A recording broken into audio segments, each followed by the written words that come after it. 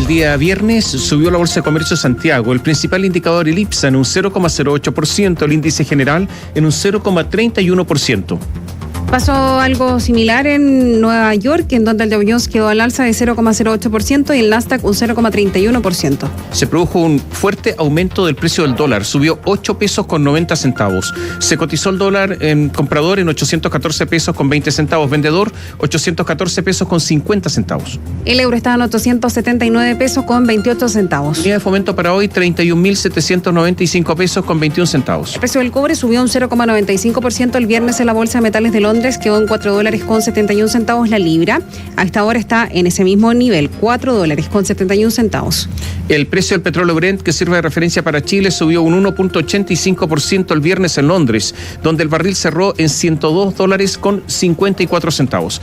A esta hora se cotiza en $100 con 38 centavos. En Nueva York, el WTI aumentó un 2,08%, se cotizó el viernes en $98 con 3 centavos. A esta hora está en $95 con 64 centavos. Ya les anunciábamos nuestra conversación acerca de un quinto retiro de fondos de pensiones con una doble sesión de la Comisión de Constitución de la Cámara. El Congreso reinicia esta semana un debate por un eventual quinto retiro del 10% desde las AFP. La iniciativa ya contaría con los votos para ser aprobada en general, y diputados del comité piden que se pueda iniciar el trámite en particular sin despachar a sala. El gobierno aseguró que de aprobarse esta iniciativa, el Estado pagará intereses permanentes de hasta $2.500 millones. Vamos a revisar lo último de esta discusión con Gonzalo Holguín. Hola Gonzalo, buenos días. Buenos días. Hola Katy, Tomás, muy buenos días a los auditores. Sí, comenzamos una semana muy intensa que va a tener sin duda en el centro del debate lo que va a ocurrir más o menos las próximas 36 horas. Primero que todo, esta jornada en doble turno, con la visita del ministro de Hacienda, Mario Marcel, con la exposición. La Comisión de Constitución de la Cámara de Diputadas y Diputados comenzará a discutir los 7 proyectos fusionados en uno del quinto retiro del 10% de los fondos previsionales. Hay que decir que en el contexto de la tramitación de este proyecto se espera que la votación en general sea durante la jornada del día martes. Mañana sería la votación en general solo de la idea de legislar en la Comisión de Constitución. Necesita 7 de los 13 votos que integran este comité por la composición de las fuerzas políticas que va a ocurrir en este periodo legislativo. Hay algunas certezas, pero también algunas dudas.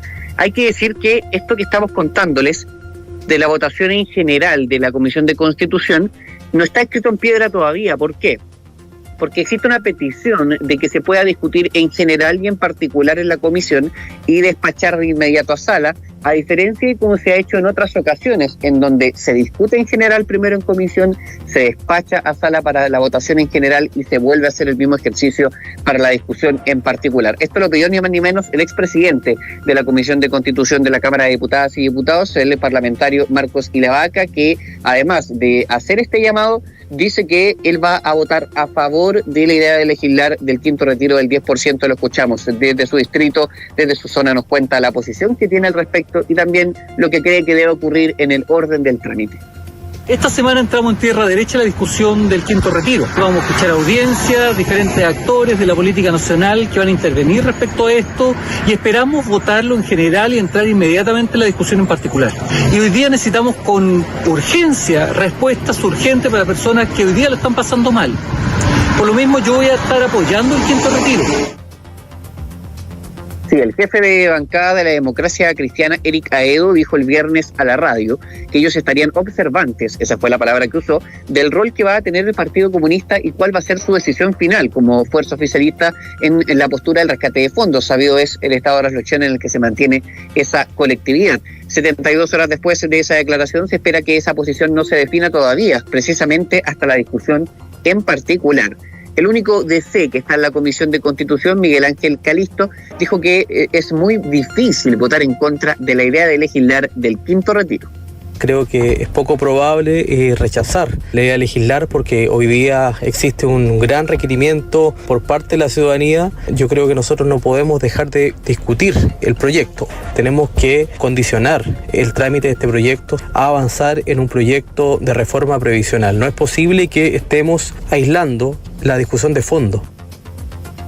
Hay que decir que además de la posición en reflexión del PC, en la otra ala del espectro político, el Frente Social Cristiano también está en reflexión, a la espera de que el gobierno vuelva a aclarar su postura por la propiedad de los fondos de pensiones de los chilenos y además se conozca si el quinto retiro podría considerar, por ejemplo, el rescate total de los fondos. En esa posición, hay que decir, no son los únicos. Parte de la oposición, parte de la centro derecha también está considerando la posibilidad de que dentro del debate que va a dar forma particular al retiro de fondos previsionales se pueda considerar un retiro o transferencia al 100%, y es en ese escenario en donde la correlación de fuerzas podría cambiar, porque en ella el apoyo de la centro derecha al quinto retiro del 10% podría aumentar. Es en esa expectativa que se espera que Luis Fernando Sánchez vote a favor o se abstenga, a medida que él insiste en cuestionar el potencial robo de los fondos de los chilenos. Como republicanos nos interesa proteger la plata de la gente, que el gobierno no nos robe nuestros ahorros, y lamentablemente el presidente no ha sido claro en negar esa posibilidad. Por eso, como bancada, hemos dicho que estamos en reflexión en relación con el quinto retiro y con el retiro del 100%, y muy atentos a que el presidente y su ministro de Hacienda den garantías de que no van a quitarnos lo que es de todos nosotros como chilenos.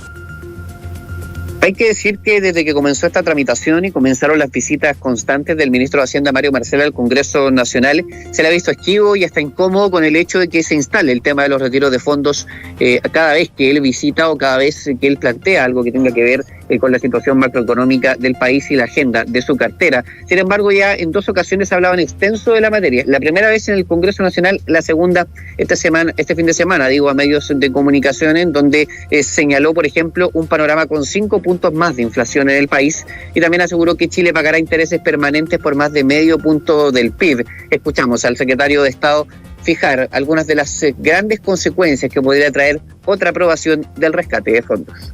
Significa un aumento permanente de pago de intereses por parte del Estado de 2.500 millones de dólares. Es decir, estamos hablando de un 60% más o menos del paquete que acabamos de anunciar, con la diferencia que es permanente, que es todos los años. Por supuesto que eso significa que la economía va a estar más débil, va a enfrentar mayor inflación, va a haber menos recursos fiscales. Todas esas cosas, por supuesto, que dificultan el programa de gobierno. Bien, volviendo al calendario, la Comisión de Constitución comienza este mediodía su primera sesión de 90 minutos que tiene por destino escuchar a todos los representantes, presentadores de los proyectos de los retiros. Aquí podría estar, por ejemplo, Pamela Giles, Jorge Durán, también está el diputado Gaspar Rivas del partido. Derecho está a presentar 8 minutos los argumentos detrás de por qué presentaron estas iniciativas fusionadas. También hay que decir que durante la tarde el ministro de Hacienda, Mario Marcel, y también el ministro de Secretaría, Giorgio Jackson, visitarán la comisión. Ya tienen una presentación hecha, por lo que ha señalado el propio secretario de Estado, y será el momento, el día martes, de la votación en general de solo la idea de legislar en el Comité de Constitución del quinto retiro del 10%. Les planteamos algunas dudas, Katy, Tomás. Andrés Longton, la postura del jefe de bancada de Renovación Nacional. ¿Qué es lo que va a hacer él? Se espera que Camila Flores, su colega, vote a favor. ¿Qué es lo que va a hacer también Raúl Leiva, el tercer socialista del comité? Ya sabemos que muy probablemente Marcos Silavaca y Leonardo Soto van a votar también a favor. Y la postura, por cierto, de Carol Cariola. Principal duda: presidenta de la Comisión de Constitución, jefa de bancada del Partido Comunista, en la primera señal contundente que tendrá que dar por una posición positiva o negativa en contra del rescate de fondos en medio de la reflexión que está ese partido, chicos. Un gobierno no es solamente el presidente de la República, sus ministros, también son sus parlamentarios. ¿Por qué en Chile se eligen simultáneamente el mismo día en que se elige presidente de la República a los parlamentarios? Toda la Cámara de Diputados y la mitad del Senado. Justamente porque se estima que van juntos presidente, candidato a la presidencia, y sus parlamentarios hacen campaña juntos. Bueno, si el gobierno no es capaz, iniciándose el periodo de alinear a sus parlamentarios, el asunto está muy complicado. O sea, ¿qué va a pasar en un año más? En segundo lugar, el tema Marcel es muy complicado para él, porque resulta que está gobernando con personas que estuvieron a favor del cuarto retiro. Entonces no hay ninguna razón para que estén en contra del quinto. La verdad es que es muy difícil. Yo no sé cómo lo hace Giorgio Jackson para intentar convencer a sus ex colegas parlamentarios, cuando estuvieron juntos muchas veces votando a favor de los retiros y además argumentando públicamente. ¿Cómo se hace para cambiar de argumento y de posición tan radicalmente? Es muy difícil. El mismo presidente, obviamente. En el caso de Marcel no, salvo que Marcel decidió estar en un gobierno en que las personas sí estuvieron a favor, esos que gobiernan a favor de los retiros, del primero, el segundo, el tercero, etcétera. Entonces, la posición de Marcela es extraña porque es su posición personal, pero aceptó estar en un gobierno con personas que sí aceptaron los retiros. Yo creo que la argumentación no existe, salvo que hubiesen cambiado de posición y lo digan claramente. Pero yo diría, no es así. Ahora, por ejemplo, ¿qué dijo en algún momento el presidente? ¿O qué han dicho las autoridades? No se puede pretender solucionar a punta de retiro las desigualdades. Eso es pan para hoy y hambre para mañana. ¿Quién lo dijo? ¿Sebastián Piñera o Gabriel Boric? Gabriel Boric, pero podría ser una declaración de Piñera perfectamente, ¿no? Cuando era presidente. Ese es el cambio de posición. Entonces, ¿qué pasa? Y lo otro, Gonzalo, yo creo que hay un gallito en el Partido Republicano y no sé si otras personas de derecha que sostienen, si nos aseguran que las platas van a seguir siendo, las que están en las AFP, no van a ser tocadas, no van a ser administradas por terceros, van a seguir siendo administradas por la AFP, esas platas, más allá de la reforma previsional que venga, pero estas que están ahora, podríamos votar en contra. Si no, votamos a favor porque es mejor que las AFP se queden sin nada. ¿Habrá una negociación en este punto o no? La verdad es que es todo un tema esto que tú planteas, Tomás, porque hay que recordarle a la ciudadanía, a los auditores, que en el Congreso Nacional actualmente ya hay 2 proyectos ingresados en ambas cámaras, en el Senado y en la Cámara de Diputadas y Diputados, que plantean de alguna manera que se explicite la prohibición de enajenar los fondos de las personas.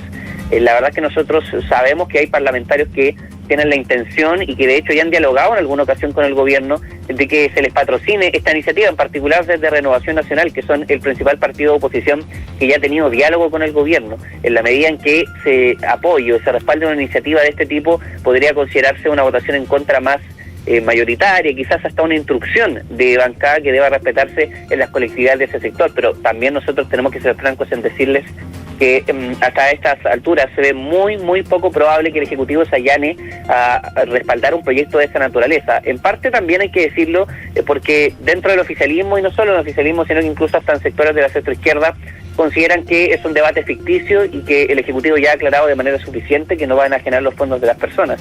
Pero independiente de eso, va a llegar el momento en donde o tendrá que sentarse a la mesa o simplemente tendrá que dejar al libre albedrío, a la posición de las diferentes bancadas, que es lo que van a hacer finalmente. Yo les decía, si es que la iniciativa del quinto retiro se inclina a tener elementos o que permita dentro de su tramitación un retiro total de los dineros de las personas, cambia mucho la correlación de fuerzas en el Congreso, porque es en ese escenario en donde votos que hasta ahora no están, podrían llegar a estar.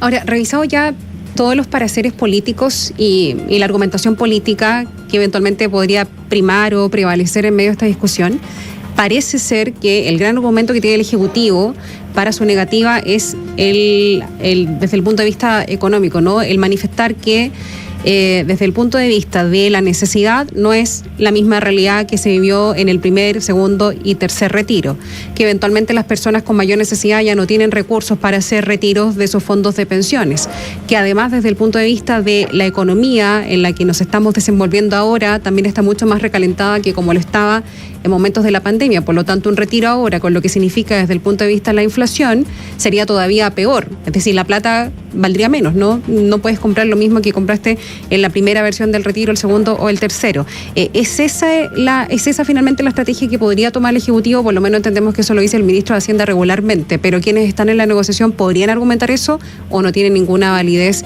entre los parlamentarios.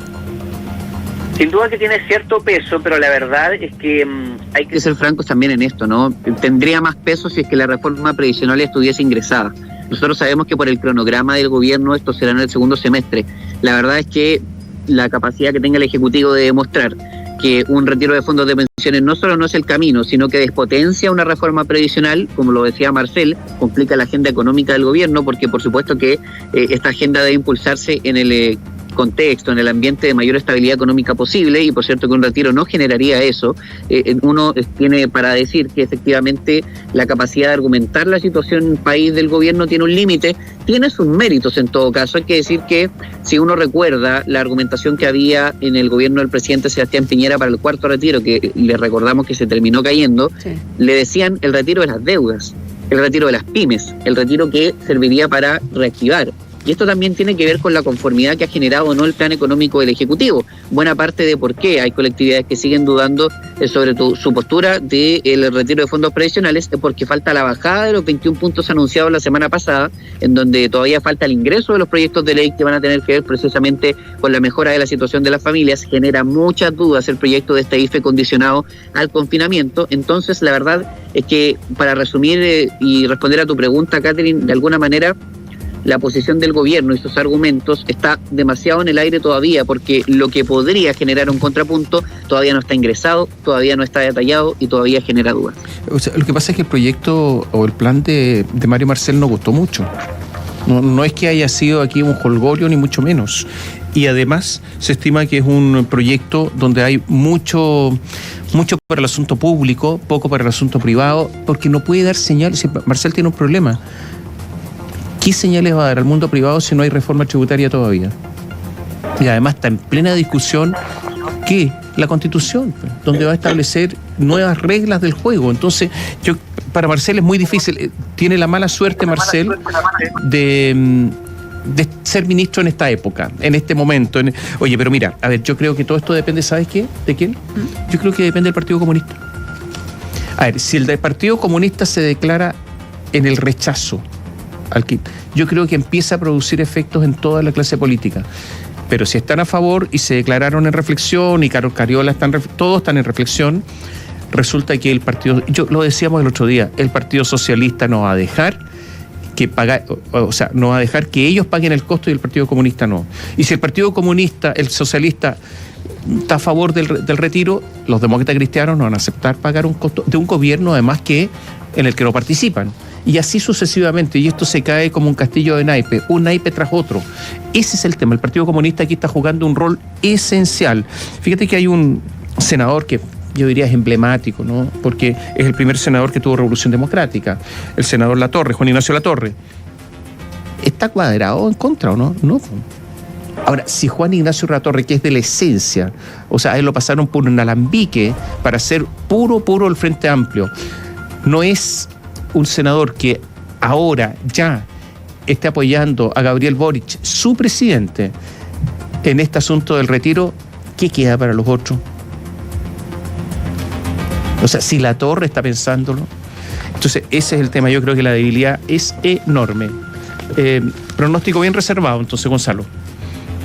Sí, y atento a lo que va a ocurrir con el orden del trámite. La verdad es que eso importa mucho. Si es que se llega a acordar, que todavía no sabemos si ocurre esto, ¿no?, que se discuta en general y en particular en la comisión, ahorra mucho tiempo de trámite y podríamos tener una situación en donde la sala de la Cámara de Diputadas y Diputados discute tanto en general como en particular de una sola pasada y podríamos tener muchas claridades respecto a qué va a pasar con el retiro de fondos más pronto de lo que creíamos, chicos. Muchas gracias. Buenos días. Chao. Gracias, Gonzalo. Hasta pronto. A propósito de lo que hemos mencionado en nuestra conversación, el Plan Chile Apoya, hay economistas que ponen en duda la creación de 500.000 empleos que se autoimpuso el gobierno como meta en este plan de recuperación. El alza del salario mínimo y el bajo crecimiento económico serían las principales dificultades para la recuperación laboral, aunque en el Ejecutivo confían en el paquete de medidas. Los detalles con Joaquín Aguilera. 3.726 millones de dólares es el costo del Plan de Recuperación Económica Inclusiva Chile Apoya que anunció el gobierno hace días atrás, donde la meta principal es la creación de 500.000 nuevos puestos de trabajo. La moneda ha señalado que ese objetivo se sustenta en una fuerte expansión de la inversión pública este año y también la extensión de programas de subsidio al empleo como el IFE laboral hasta el mes de septiembre. Aunque los expertos respaldan el enfoque de este plan, también advierten que la meta podría ser compleja, sobre todo en un contexto de bajo crecimiento económico, donde, según Felipe Berger, economista y académico de la Universidad del Desarrollo, va a pesar la caída de la inversión privada. Finalmente la inversión privada es la que genera condiciones para crear nuevos empleos, no así programas que son más, digámoslo así, de bajo impacto. Hay algunas medidas buenas, pero se echa de menos medidas que digan relación con atracción de inversión privada. Otros, como el economista David Bravo del Centro de Estudios Longitudinales de la Universidad Católica, apuntan a políticas concretas, como el alza del salario mínimo a 400.000 pesos que se comprometió para este año, lo que podría ser un obstáculo para esta recuperación comprometida. Es un aumento 14% en un periodo muy corto en el que definitivamente la productividad no está creciendo y por lo tanto es una amenaza real al empleo de las personas menos calificadas.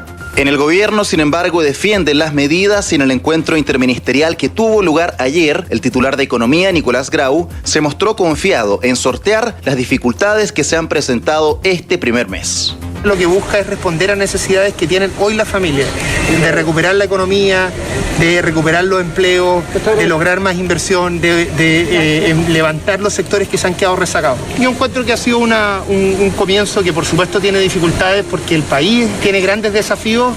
Además de subsidios al empleo, el plan incorpora modificaciones a programas como el subsidio Protege, que lo que busca es incentivar el retorno al mercado laboral por parte de las mujeres.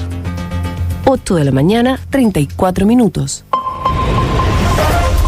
El Banco Central, en su último informe de estadísticas monetarias, dio a conocer el reajuste mensual de la tasa de créditos hipotecarios, la que alcanzó un aumento del 4,45% en relación al mes de febrero, marcando el alza más significativa desde agosto de 2013. El economista y académico de la Universidad Alberto Hurtado, Rafael Romero, dijo que la inflación sigue asfixiando a la economía chilena, ya que los precios de las cuotas de los créditos se ajustan a la variación mensual de este índice, que en marzo creció 1,9%. Esto ciertamente son malas noticias para las familias que están pensando en comprar una propiedad. Hay que recordar que a estas tasas de interés, luego, para calcular la cuota, hay que agregarle lo que se llama la inflación, que no es otra cosa que la variación porcentual del IPC. También se debe considerar el aumento del valor de la unidad de fomento, la que en el periodo de abril-mayo se espera que sufra un alza de más de 600 pesos. El economista jefe del Banco de Crédito de Inversiones, Sergio Lehmann, aseguró que es probable que las tasas de interés no registren otras expansiones considerables en el corto plazo. Sin embargo, ese escenario solo podría ser posible si es que no se concreta un nuevo retiro de fondos previsionales. Eso significa que las tasas de referencia para los créditos hipotecarios no sufrirán movimientos demasiado significativos hacia los próximos meses, aunque no es descartable, naturalmente, movimientos más abruptos, bajo el escenario de que se tramita un quinto retiro, y eso naturalmente podría generar un golpe muy importante a las tasas de interés, tanto en pesos como en UF. Dentro de las noticias positivas del último informe del Banco Central se encuentra la caída de la tasa de interés de los créditos de consumo, los que registraron una baja en 68 puntos base.